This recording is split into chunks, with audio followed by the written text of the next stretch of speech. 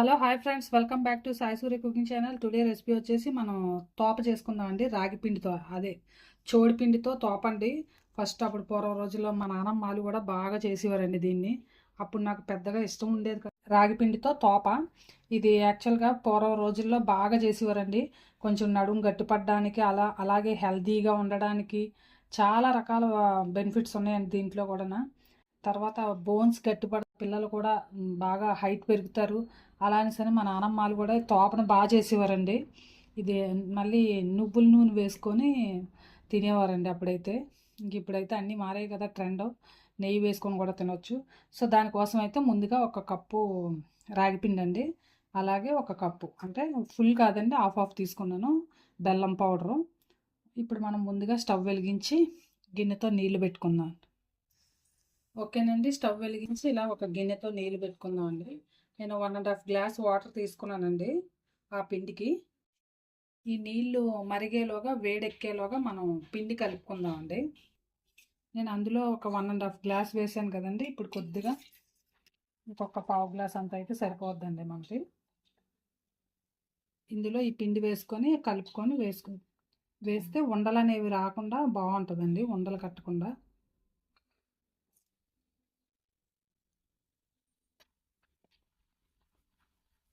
మనకి తోక కూడా చాలా బాగా వస్తుంది.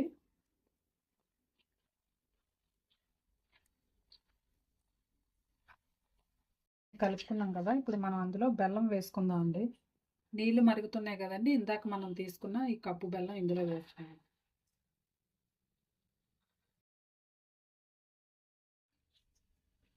అంటే రాగుల్లో కాల్షియం కూడా ఎక్కువగా ఉంటుంది కదండి. రాగి పిండిలో అంటే కాల్షియం ఎక్కువ, అంటే కాల్షియం వల్ల ముక్కలు బాగా గట్టిపడతాయి, చాలా దృఢత్వంగా కూడా ఉంటాయి.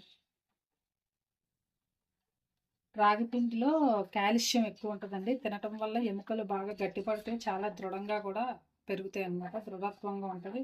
అలాగే మనకి బాడీలో షుగర్ లెవెల్స్ని, చక్కెర లెవెల్స్ని కూడా బాగా కంట్రోల్ చేస్తుందండి. అంటే షుగర్ అనేది బాగా రాకుండా నివారిస్తుంది. అలాగే వచ్చిన వాళ్ళు కూడా వీక్లీ 2 టైమ్స్ ఇలాగా రాగి పిండితో తోపని, రాగి పిండితో దోశ, అట్లు, అవి, తోప, మళ్ళీ నెక్స్ట్ రాగి జావ ఎక్కువ తీసుకుంటూ ఉంటే షుగర్ని కూడా కంట్రోల్లో ఉంచుకోవచ్చండి. షుగర్ పేషెంట్స్ అనే కాదండి, ఎవరైనా సరే తినవచ్చు. అందుకే అప్పుడు మా నాన్నమ్మ వాళ్ళు కూడా బాగా తినేవారు కాబట్టి వాళ్ళు చాలా హెల్తీగా ఎక్కువ సంవత్సరాలు ఏ డిసీజెస్, అంటే ఏ జబ్బులు రాకుండా ఆరోగ్యంగా ఉన్నారండి. మనం అంటే చూసారా, నెలకు ఒకసారి హాస్పిటల్కి వెళ్ళాల్సి వస్తుంది, అంటే ఇలాంటి ఫుడ్ ఏది తినకపోవడం వల్లే.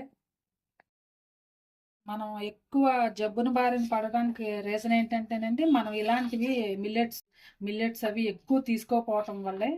మనం కూడా తిన్నాం అనుకోండి, మనం కూడా చాలా హెల్తీగా ఉంటాం. ఓకేనండి, ఇది మరిగింది కదా, ఇందులో కొంచెం సాల్ట్ వేద్దామండి, చిన్నది చిటికెతో. కొద్దిగా ఈ మాత్రం సాల్ట్ సరిపోద్దండి. దీన్ని ఒకసారి వడగట్టుకుందామండి ఈ బెల్లం వాటర్ని. కొద్దిగా నలకలు లాంటివి ఏమైనా ఉన్నా కూడా ఇందులోకి వచ్చేస్తాయి కదండి. సో ఏమి లేవండి, బాగానే ఉంది. ఇప్పుడు మళ్ళీ అదే గిన్నెలో ఈ బెల్లం వాటర్ని పోసుకుందామండి.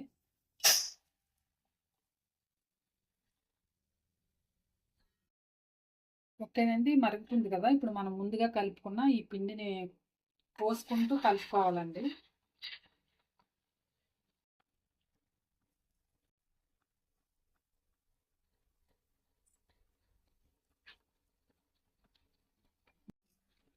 ఉండలనే కట్టుకోకుండా చక్కగా బాగా కలుపుకుంటూ ఉండాలండి. చాలా బాగుంటుందండి. చిన్నప్పుడు పెట్టేవారండి, మా మా అమ్మ కూడా చేసేది, కానీ నాకు పెద్దగా అప్పుడంటే ఇది తినాలంటేనే నాకు నచ్చేది కాదండి. రాగి జావ తాగాలన్నా, అదే అంబలి తాగాలన్నా, ఈ తోప తినాలన్నా, అప్పుడంటే స్నాక్స్ ఇవే కదండి.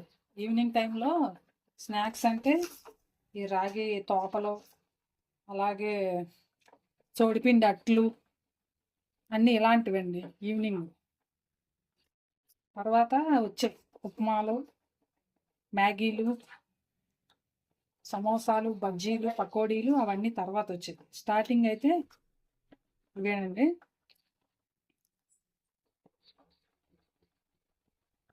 ఇప్పుడు ఇందులో కొద్దిగా నెయ్యి వేసుకుందాం అండి. మా ఇంట్లో ప్రజెంట్ నెయ్యి ఉంది, సో అందుకని నెయ్యి వేసుకుందామండి. యాక్చువల్గా ఇది నువ్వుల నూనెతోనే సర్వ్ చేసుకుంటే, నువ్వుల నూనెతోనే తింటేనే చాలా బాగుంటుందండి. మా తాతయ్యలు కూడా, మా నానమ్మలు దీన్ని నువ్వుల నూనెతోనే తినేవారు. ఇందులోకి ఏ డ్రై ఫ్రూట్స్ కూడా అవసరం లేదండి, కావాలనుకుంటే మన ఇష్టంగా వేసుకోవచ్చు. సో నేను ఇప్పుడు కొద్దిగా నెయ్యి, కొంచెం డ్రై ఫ్రూట్స్ కూడా వేస్తానండి. ఒక 1 స్పూన్ నెయ్యి వేసుకుంటానండి.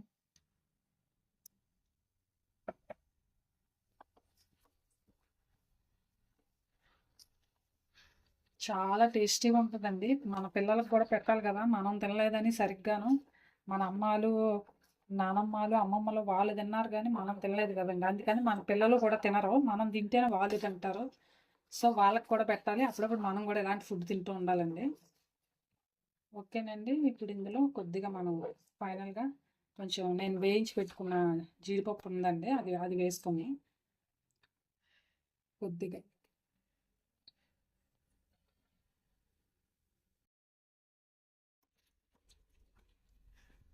అంతేనండి. ఎంతో సింపుల్గా తక్కువ టైంలో చాలా హెల్దీ అండ్ టేస్టీ అయిన తోప రెడీ అయిపోయిందండి.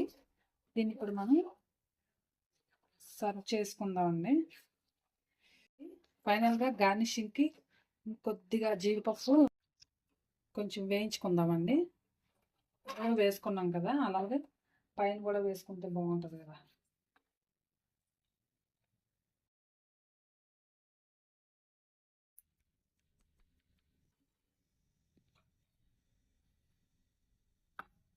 చెప్పాను కదండి, నెయ్యి అంటే మన ఇష్టమే, ఎంతైనా తినొచ్చు. నువ్వుల నూనె అయితే, ఎస్పెషల్లీ నువ్వుల నూనె అయితే చాలా బాగుంటుందండి.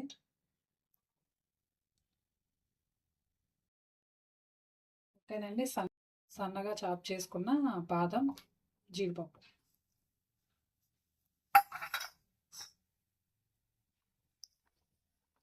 ఓకేనండి, స్టవ్ ఆఫ్ చేసుకుందాం, వేగిపోయాయి కదా.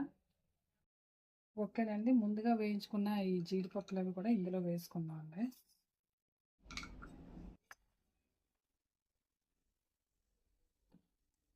అలాగే వేడి వేడి పాపను కూడా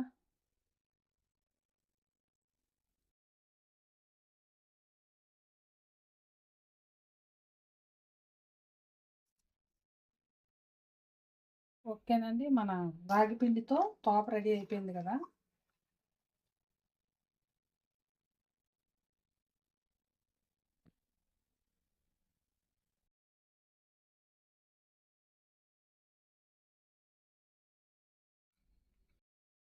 అంతేనండి, ఎంతో టేస్టీ అండ్ హెల్దీ అయిన రాగి పిండి తోప రెడీ అయిపోయిందండి. చోడిపిండి తోప రెడీ అయిపోయిందండి.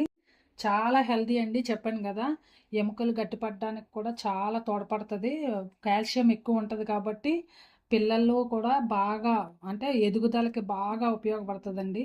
వాళ్ళు కూడా, మనం పిల్లలు పెద్దలు కూడా చాలా శక్తిగా, స్టామినాతో ఉంటారండి దీన్ని తింటే. ట్రై చేసి టేస్ట్ చేసి మీ ఫ్రెండ్స్కి కూడా షేర్ చేయండి. నచ్చితే కనుక ఒక కామెంట్ కూడా పెట్టండి. Please like and subscribe my channel. Bye friends, మళ్ళీ నెక్స్ట్ వీడియోలో ఇంకో వంటతో కలుద్దాం.